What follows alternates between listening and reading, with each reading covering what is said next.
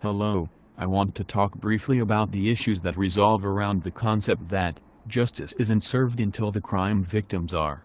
Mortgage servicing fraud occurs post-loan origination when mortgage servicers use false statements, bookkeeping entries, fabricated assignments, forged signatures and other counterfeit intangible notes to take a homeowner's property and their equity. This is accomplished by using one or more of the following tactics. I refer to the following as the swindler's list. They falsely claim to be the owner or holder in due course of the tangible note. They pay bonuses to workers who force homeowners into foreclosure. They request homeowners to submit and resubmit loan modification paperwork multiple times that pays the bank $1,500 each time. They falsely claim legal standing in our courts by the use of names such as trustee, assignee, nominee, beneficiary and the like. They use fraudulent and false statements and evidence to invoke the jurisdiction of the courts. They prey on the ignorance of the court and the homeowner. They deceptively convince borrowers to agree to unfair and abusive loan terms, or systematically violate those terms in ways that make it difficult for the borrower to defend against. Go on. They took out forced-placed insurance on property they did not own. They alter or modify loan terms without the legal authority to do so. They falsely claim their pooling and servicing agreements, their industry standards, their rules, guidelines or other their industry-authored writings supersede the law. They fail to follow their own pooling and servicing agreements and federal regulatory guidelines. They use fraudulent means to obtain AAA ratings on crappy loans. They have adopted the use of robo-signing legal documents without any review or even the legal authority to do so. Wait, didn't the lenders get caught at that back in 2010 and were forced to pay lots of money because of that? Yes. Our government proved that all the big lenders were guilty of forging documents that allowed them to steal homes, so our government made them all together pay around $25 billion in fines because of it. And didn't that make it all better? I mean, didn't all those people that were hurt by having their homes stolen get a whole bunch of money or their houses back? No. Some got a little money. Most got about $300 for losing their home. I know of nobody who got their house back. In fact, the lenders never even quit robo-signing and they're still doing it to this day. And our government gave a big part of the money to all of the state governments. But the state governments used the money to pay off their own deficits, instead of helping the homeowners who had had their homes stolen. But I want to stay focused on my swindlers list. It's pissing me off just talking about it. But back to the list, there is proof they entered on-time house payments as being late. That way they could exact illegal and unauthorized fees from the homeowners. They have been manipulating account records. They feloniously claim REMIC tax-exempt status while simultaneously acting illegally outside of the Internal Revenue Service laws governing those REMIC trusts. They claim homestead exemption status as a corporation. They falsely claim the actual tangible notes were transferred to the trusts. They participate in the active concealment of loan origination fraud. They converted paper notes to digital images without any law to support it. They destroyed original notes to inter alia cover-up origination fraud. They are backdating legal documents. They are filing forged and fake documents in our courts and public land records. A recent audit of the land records in Essex County, Massachusetts revealed over 30,000 forged entries just into their county records alone. Another similar audit of Williams County, Texas's land records revealed the same fraud had been committed there as well. The land records of every county in every state of the entire nation are now full of fraudulent documents they have forged. But I digress. They charge forced-placed insurance when the homeowner already has full insurance coverage. They falsely report a default to the credit bureaus when it is the servicer who altered the records to manufacture the default. They have actually refused payments to guarantee a homeowner's default. They'll pay the property taxes late so they can charge the late fees to the borrower. They've been found to have paid taxes and insurance on the wrong property. They add in thousands of dollars in unearned or unauthorized legal fees. They divert mortgage payments to pay lawyers to foreclose. Stop. They do all of this and they're not in jail? Oh, come on. Surely if they had done all of it, then they would have been sent to prison by now. Which brings me back around to why I started this rant in the first place. By now hundreds of people have stood up and demanded justice in our courts. They have shown the courts the forged documents.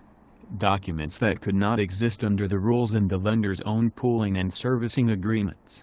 That's the name of the document that controls every action and right the trust has. Didn't you say something about a pooling and servicing agreement a minute ago? Yes, I did. They bundled all these loans up and put them into trusts, and each trust has a document called a pooling and servicing agreement that actually governs anything and everything the trust is allowed to do.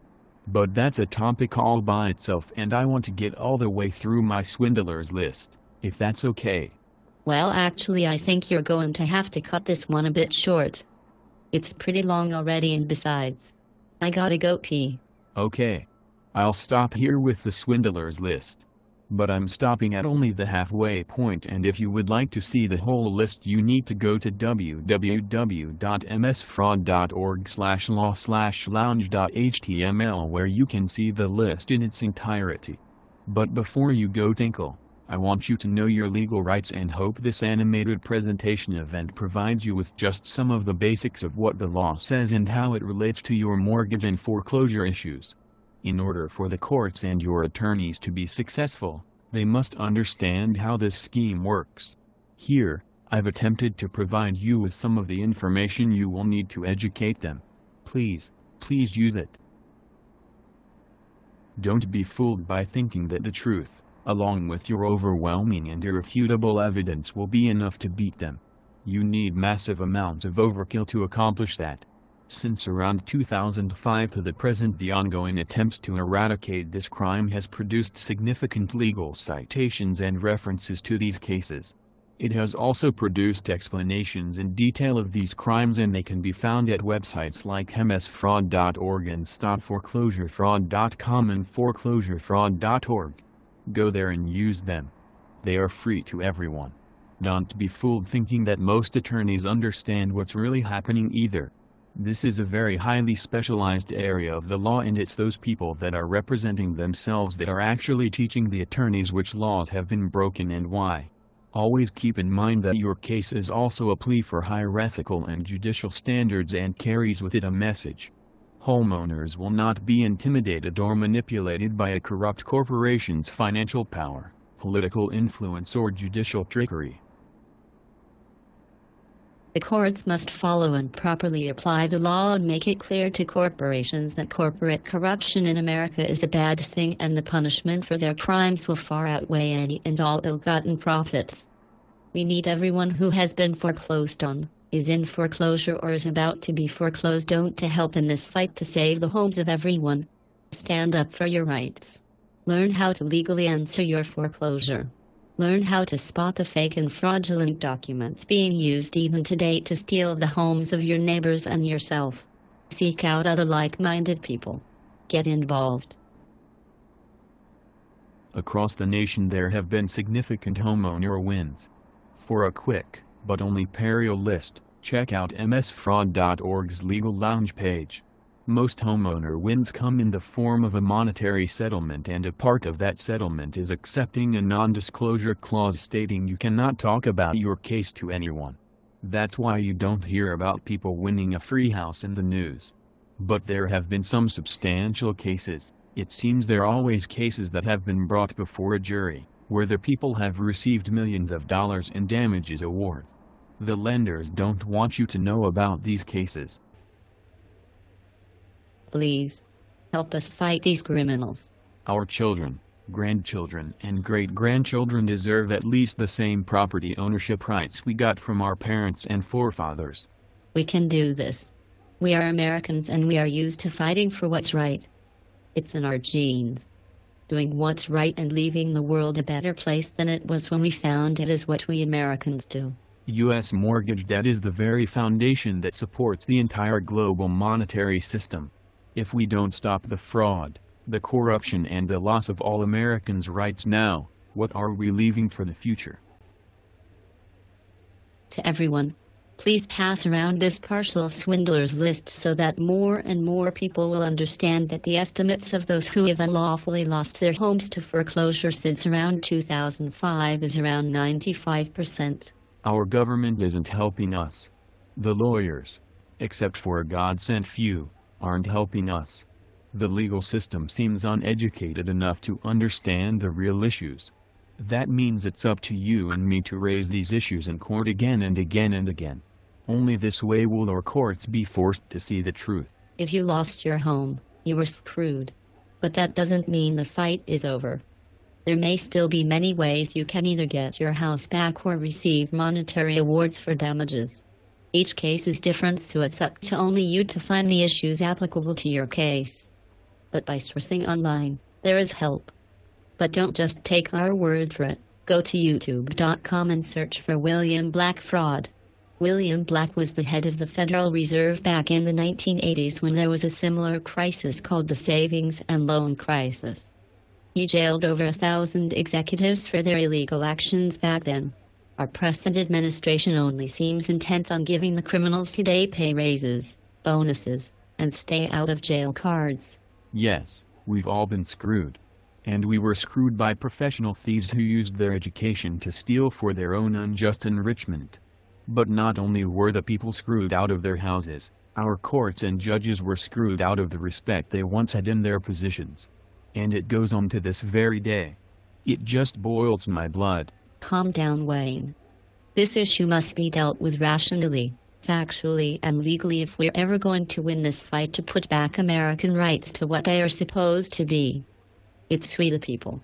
After all, corporations can't be executed. Or can they? Besides, there have been a few cases where people, who had lost their homes years ago, either got those homes back or were fully compensated with some really substantial monetary damage awards.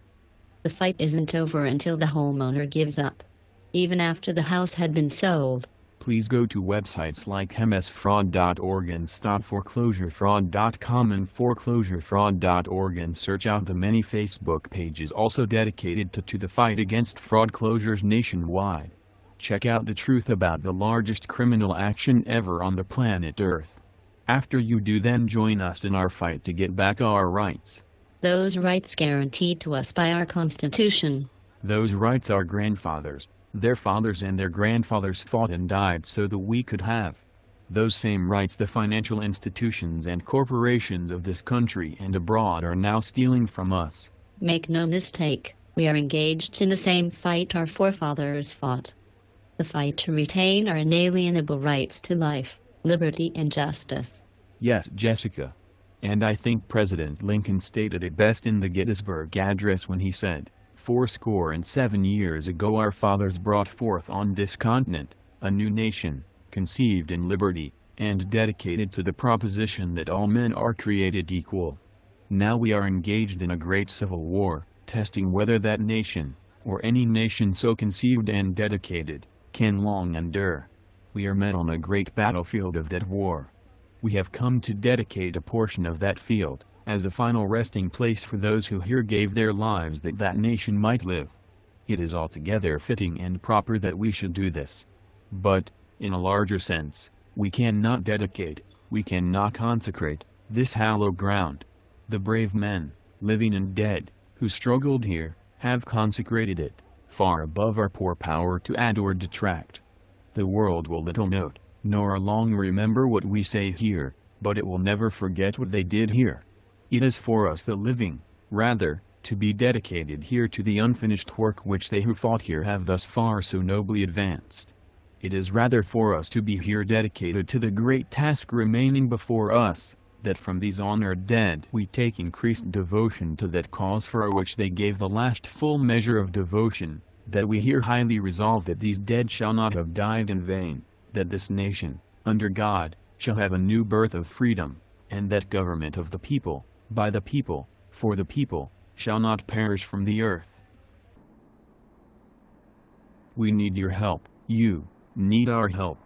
Let's band together and stop this theft of our nation. You are not alone in your foreclosure plight. Indeed, you are but one in over 16 million that have lost their homes. Visit the websites I've mentioned before.